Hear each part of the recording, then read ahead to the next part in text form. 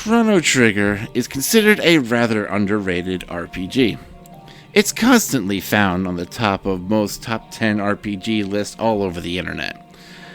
This game has spawned a lot of different ROM hacks over the years, including Prophet's Guild and Flames of Eternity. One hack I've seen that has caught my eye was Chrono Trigger Plus. This game looks promising, so I figured I'd take a look into it. In this video, we're going to go over what is the same and what is different and what is new in this game. Keep in mind, there is a spoiler warning for those who don't want to know or want to be surprised upon playing. So without further ado, let's get into it. Let's start with what is the same in this game. Thankfully, the story remains the same, along with characters and their personalities. The game does not vary much from the original, so it's basically like Final Fantasy XVI Edition, where you're getting the original game and story along with some extra added content. A lot of the weapons and armor are also the same, but with differentiating stats. But it mainly stays true to the original. The names and animation for most of the spells and text stayed the same, with some differences that I'll talk about later. Now for some small tweaks and changes. Battle Theme 2 and Singing Mountain music tracks are added. That's right, unused tracks from the game that were previously unreleased are in this ROM hack. Johnny, Frog King, and Octo Rider are enemies that can be fought. These enemies can be fought in some capacity. As for Johnny, I didn't run into him as an enemy, but if there is a way, someone let me know what I'm missing. A few restored lines from the pre-release are re-added. A lot of the dialogue was added that was previously cut out from the original are in this game. Added unused guns for Luca with unique projectiles. Luca got upgraded in her arsenal in this ROM hack. Destroyed Dome and Colosseum map tiles are added. These extra dungeons are called Lab 64 and the Cult of Lavos. Magus's Keep now visible on the world map. Cut Zeal Dungeon is re-added in the world map. You can see Magus's Keep, and a previously cut area in Zeal is in this ROM hack. Now let's talk about some changes to linearity. I'm rather glad that this game didn't prevent you from doing other events out of order. Chrono is an optional character for most of the game now. Now this was quite surprising at first, but I still use Chrono for most of the game. But it was nice knowing that I could switch him out if need be. I'm sure most of you will do the same, but knowing that you can opt out of using Chrono is nice. The poor ferry goes to Chorus, allowing it to be explored from the beginning. I didn't know about this, but anyone who hasn't played this yet could be interesting for you. The first trip to 65 million BC can be done any time after arriving at the end of time. I tried this and I was so glad that I could go there right away. Magus can be recruited, fought, or avoided altogether on the Cape anytime after the Ocean Palace, making him available for the Blackbird. I took him with me to the Blackbird, which was cool. The powered up pendant carries over, allowing early epoch in New Game Plus.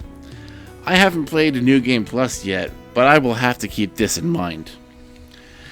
Ozzy's Fort can be done at any time after Magus's Castle.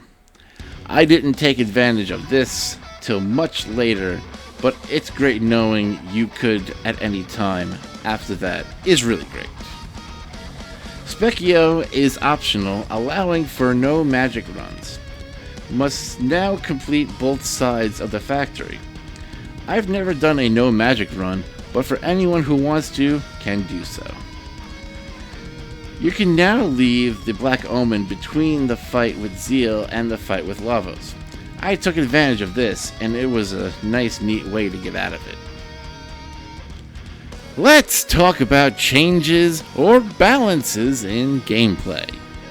All rock-based triple techs are learned permanently by events and no longer require an accessory slot.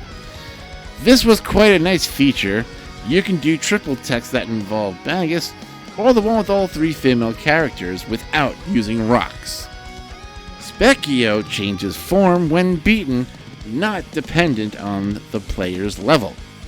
I love this because when you felt like you were ready to fight him, he was there, rather than getting stronger as you did. Charm is less effective. Twin Charm is more effective. Filling Chrono's house with cats is much less grindy. I use Charm quite often to get rainbow helms mostly, and to get the items from Ozzy, Flea, and Slash. I only got Chrono and his mom 1 cat, but you don't have to work so much to get more cats, which I thought was a nice feature. Levels are gained quicker overall, but stat gains spread out to level star instead of 50, making the game more challenging, but with better progression. This was a huge improvement and a game changer, for sure. The enemies were harder, but leveling up was faster, so it balanced out the game. Marl and Luca have much better hit growth, allowing them to use physical attacks more effectively. Not to mention the crit rate was boosted, which I appreciated, since you don't see it too often in the game. Haste, Protect, and Magic Wall now target the whole party. This was a nice feature to add. I'm not too sure if I noticed, but it definitely helps. No enemies charm for Mega Elixirs. Few enemies drop items. This was all part of the balancing experience, but it still was nice. I rarely use charm, but only in select situations. All single tech heals have reduced power. Lightning 2 and Life are swapped to make Chrono consistent with the others. I felt this made more sense to do, but it didn't make that much of a difference to me. Required tech points is adjusted to keep the characters learning at the same rate. I did notice this, and it felt it was easier to catch up to the other characters who finished their tech list. Fair prizes carry over. I haven't experienced this yet, but it sounds cool. All characters gain 100% experience. I'm not quite sure what that means, but I thought that's how it works. Let's talk about the new content. There are 2 new islands in Zeal that are fully explorable. The year 1999 is fully accessible. Full new dungeons in the year 2300 AD, also known as the Cult of Lavos and Lab 64. Chrono's mom has a bedroom.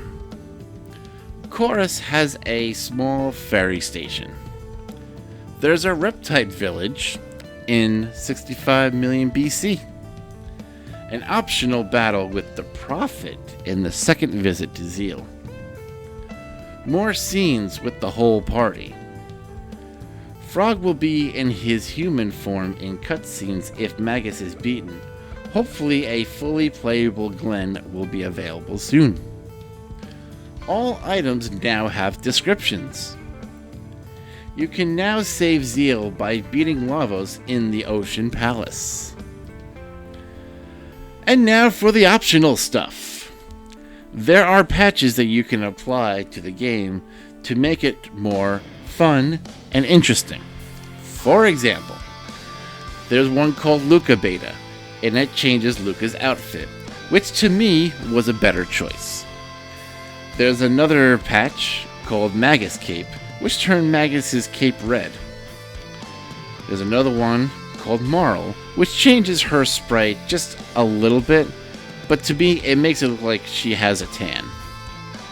There's another patch you can apply called Auto Run, which makes running the default, and if you want to walk you have to hold B. There is a patch that balances out the difficulty. The balanced difficulty reduces the money by half, makes some enemies a little bit stronger, reduces the power of ultimate techs, and you can't purchase more than 10 items. You can only swap characters at save points. Now let's talk about 1999. The epoch can be used in 1999 after bringing the life sparkle that you found in Lab 64 to Mr. Bangor. More of the character side quests that are done, the more of 1999 is available. You can talk to Gob after the Sunstone quest with Luca in your party. The chip items found around 1999 are used to boost stats at the Aris Dome. However, before it's available to you, you must do a series of quests first. To begin, do the Rainbow Shell quest, then go to the Giant's Claw area from the teleporter in 1999 and beat the Dactyl. Then go back to the Reptite village and recruit the Reptites. Certain parties are more persuasive. The drone can be purchased in the pawn shop in Truce in West City. It's the purple orb on the counter. This thing was a big time help in boss battles for me. The speed shoes are one from the arcade in Medina. This was pretty crazy, but still kinda cool. The black box in Medina is available after the 2300 AD Geno Dome is cleared. After the black box is activated, a character will give you a quest. Go to the Proto Dome in 1999 with Robo in the lead and talk to Atropos. Then go to the bar in Chorus. Once this quest is complete, revisit the black box in Medina and the Geno Dome in 2300. And finally, I want to share my thoughts on this game. This game was a ton of fun from beginning to end. It definitely wasn't too hard despite the difficulty spike in some spots. In terms of ROM hacks, this is so far in the top 5. Not better than T Edition, but I'd say it's neck and neck with Flames of Eternity. Only because the story didn't deviate much, so it's close to being vanilla, which I enjoyed the extra content that was cut from the original game along with the new content in this ROM hack. Thank you all for watching. Let me know what you think of this ROM hack. Have you played it yet? Let me know in the comments below. Follow me on Twitter @BlackOmen10 and catch a live stream of me on Twitch at twitch.tv/Chris Reed. So until then, you guys, I'll see you in the next one.